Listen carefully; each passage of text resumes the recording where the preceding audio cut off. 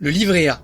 C'est le placement préféré des Français, 50 millions de détenteurs, plus de 400 milliards d'euros dormants dessus en ce moment. Quand même, les personnes commencent à décollecter leur livret A au profit d'assurance vie qui semble quand même un peu plus pertinente. Donc en gros, c'est un peu le placement que tout le monde adore. Les parents ont appris à utiliser ce livret, la banque aussi le recommande chaleureusement, mais on peut se demander, est-ce que ce livret A nous appauvrirait pas silencieusement ? Pas de manière dramatique, pas du jour au lendemain, mais sûrement année après année, euro après euro. Comment se fait-il ? Aujourd'hui, on va faire quelque chose que personne ne fait vraiment.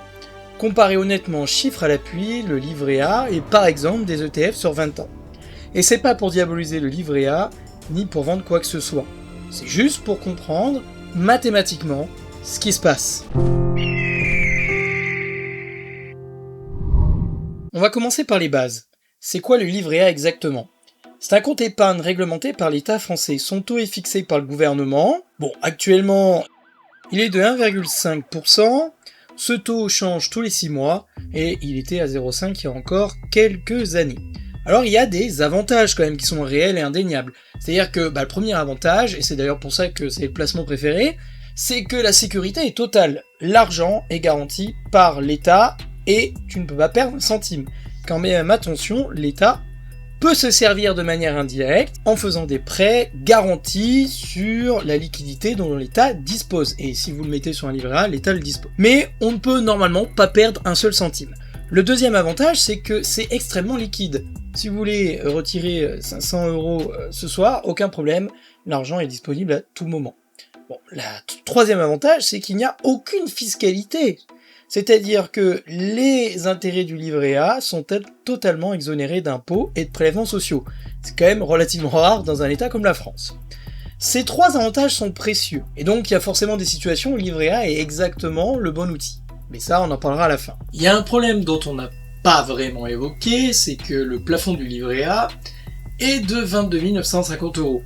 Ce qui limite très fortement le levier, puisque évidemment plus vous avez d'argent, plus le levier est puissant. Le taux est pas spécialement très attractif non plus. Il est régulièrement sous l'inflation, ce qui fait que du coup, silencieusement et petit à petit, vous finissez par perdre de l'argent, puisque votre argent finit par être grignoté par l'inflation et les intérêts qui en découlent, même s'ils sont défiscalisés, ne parviennent pas à recouvrir l'inflation.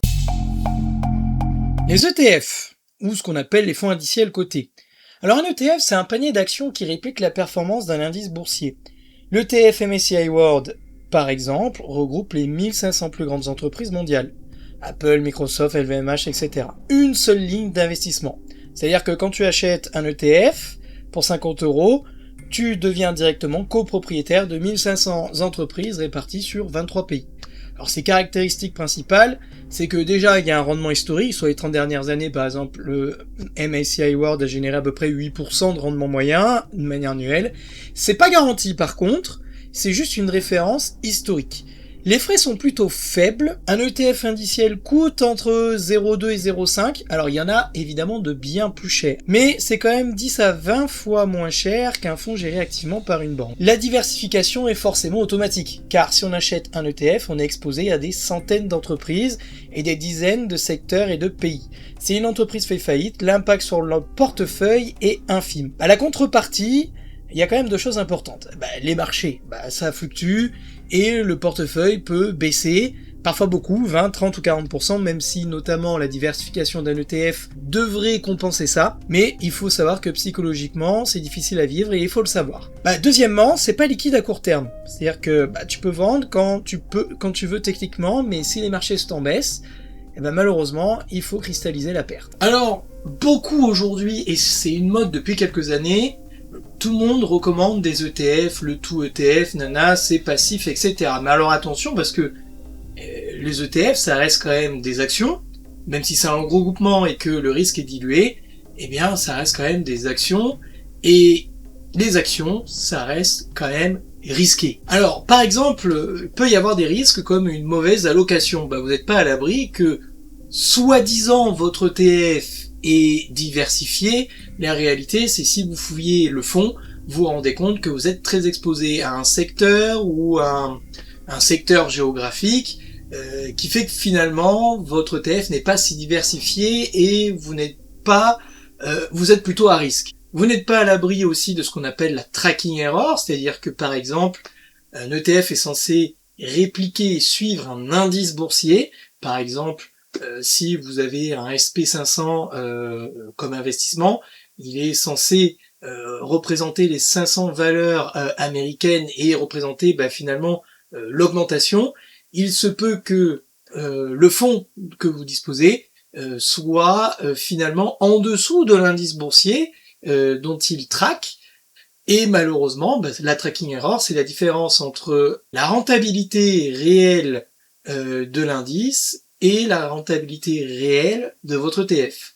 Et il peut y avoir parfois de grandes différences entre les deux. Vous n'êtes pas à l'abri aussi d'un fonds qui peut s'effondrer, c'est totalement possible, et vous n'êtes pas à l'abri aussi de ce qu'on appelle la réplication synthétique, qui là, pour le coup, si ça se passe mal, vous pouvez carrément tout perdre, et sans que ça soit remboursé. Donc là, pour le coup, attention aussi à voir si le fonds dispose réellement des actions ou pas. Et puis comme tout le monde fait en ce moment des ETF, on n'est pas à l'abri que votre fonds soit bien plus élevé que ce qu'il devrait, car il pourrait y avoir aussi un phénomène de bulle. Alors maintenant, le moment que tout le monde attend, c'est la comparaison chiffrée. C'est pour ça d'ailleurs que vous êtes sur cette vidéo. Imaginons, on prend 200 € par mois versés pendant 20 ans, ce qui vous fait à peu près 48 000 €. Premier scénario, on met tout sur le livret A, et on va supposer un taux moyen d'environ 2,5% sur 20 ans, ce qui est très optimiste en vrai.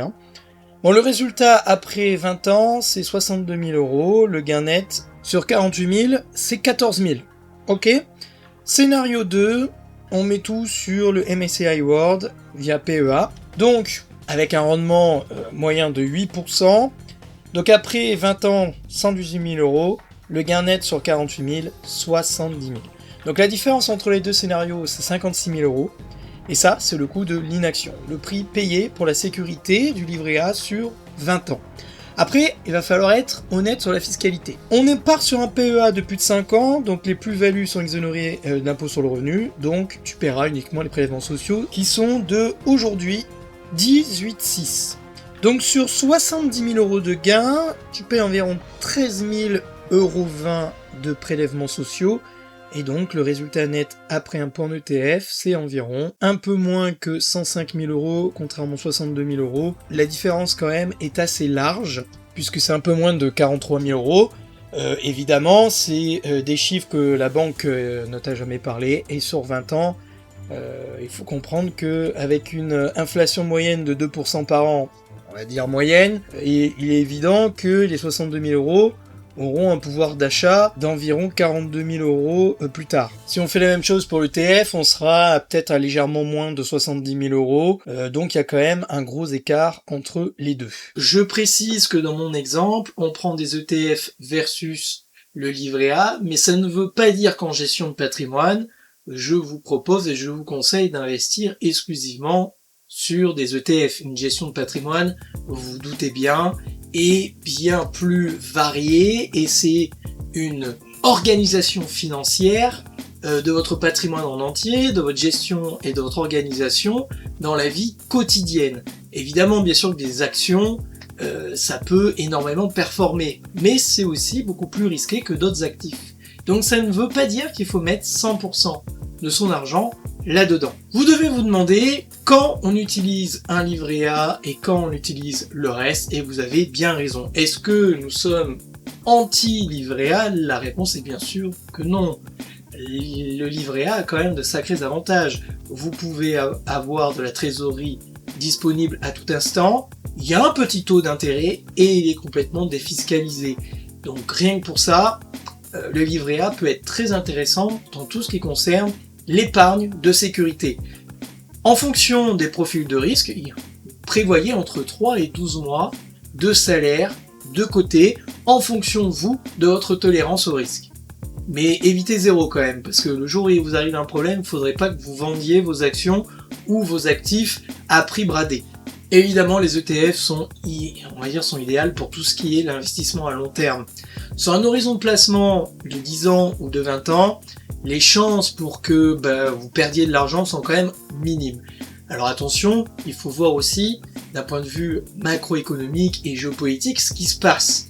Car évidemment, une gestion purement passive, vous pourriez vous retrouver avec des surprises. Parce que arrive à un moment où dans un monde comme le nôtre en ce moment, où il y a beaucoup de choses qui changent, c'est arrivé qu'il y a des années où les actions sur 10 ans ont fait 0. Et ouais, ça arrive. Donc l'objectif, c'est que vous puissiez quand même, de temps en temps, garder un œil sur ce qui se passe. L'avantage aussi d'un gestionnaire de patrimoine, c'est que ça, on va pouvoir le voir et on pourra faire des arbitrages sur les allocations pour éviter que vous vous retrouviez justement dans les situations délicates. En tout cas, nous, à l'éveil financier, nous faisons des audits patrimoine gratuits. Donc vous pouvez évidemment faire appel à nous. Nous pourrons évidemment vous donner des situations idéales dans votre organisation financière, et ça peut concerner le montage financier de votre entreprise, ça peut être la défiscalisation, ça peut être la prévoyance, la protection de la famille et des revenus, ça peut être aussi les droits de succession, puisque la succession c'est très important de le faire en avance sous peine de que ses descendants se retrouvent gorgés d'impôts. L'organisation patrimoniale, ça se réfléchit et ça se fait pas au hasard. Et c'est pour ça qu'à l'éveil financier, on essaye de faire en sorte que la gestion de patrimoine soit accessible à tout le monde, d'où sa gratuité. Moi je vous dis à la prochaine, à bientôt sur l'éveil financier.